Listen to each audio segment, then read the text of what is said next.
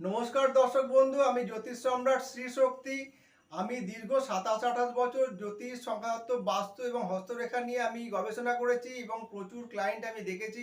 আজকে আমার আলোচ্য বিষয় হচ্ছে জুলাই মাস 2024 সালের কর্কট রাশির কীরকম যেতে পারে। কর্কট রাশি জাতক জাতিকারা এমনি একটু চঞ্চল প্রকৃতির, চঞ্চল স্বভাবের হয়।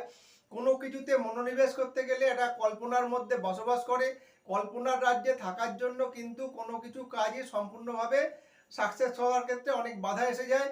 এই রাশির যে কর্কট রাশি জাতক জাতিকারা যারা আছে তারা কিন্তু সুন্দর পোশাক পরিচ্ছদ পরে এবং সাজিয়ে গুজিয়ে থাকতে খুব ভালোবাসে। এরা ভ্রমণ বিলাসী হয় এবং ভালো ভালো খাবার দাবার, ভোগ বিলাসী যেটাকে বলে, সেরকম হওয়ার প্রবণতা থাকে।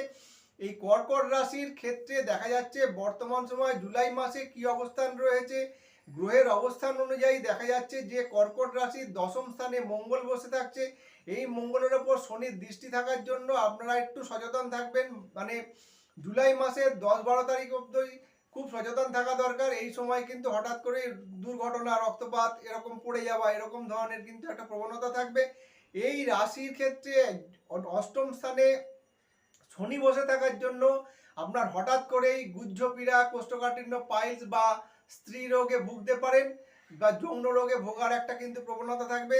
হঠাৎ করেই আপনার কারোর সঙ্গে বিবাদে জড়িয়ে পড়বার একটা প্রবণতা থাকবে এবং আপনার পারিবারিক ক্ষেত্রে কিন্তু একটু অশুভ বা মতবিরোধ হওয়ার কিন্তু লক্ষ্য করা যায়। যারা কর্কট রাশির জাতক জাতিকারা যারা ব্যবসার সঙ্গে যুক্ত, তাদের ক্ষেত্রে বলবো এই সময়টায় কিন্তু একটু সচেতনভাবে ইনভেস্টমেন্ট করবেন। নাহলে কিন্তু আপনি ভুল পথে ইনভেস্টমেন্ট করে আপনার কিন্তু অর্থ নষ্ট হওয়ার একটা প্রবণতা থাকছে। এবং এই রাশির ক্ষেত্রে যেহেতু একাদশে বৃহস্পতি রয়েছে, নবমপতি একাদশে থাকছে, নবমপতি একাদশে থাকার জন্য কিন্তু আপনার ভাগ্যের উত্থানের যোগ রয়েছে। সচেতনভাবে নিজে একটু ভালো করে বুঝে শুনে যদি আপনি পরিশ্রম করে এগোতে পারেন, তাহলে কিন্তু আপনার কর্মের যোগ যথেষ্ট ভালো।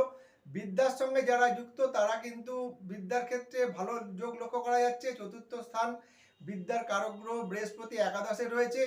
পড়াশোনার জায়গায় কিন্তু যারা পড়াশোনার সঙ্গে যুক্ত তাদের কিন্তু খুবই ভালো।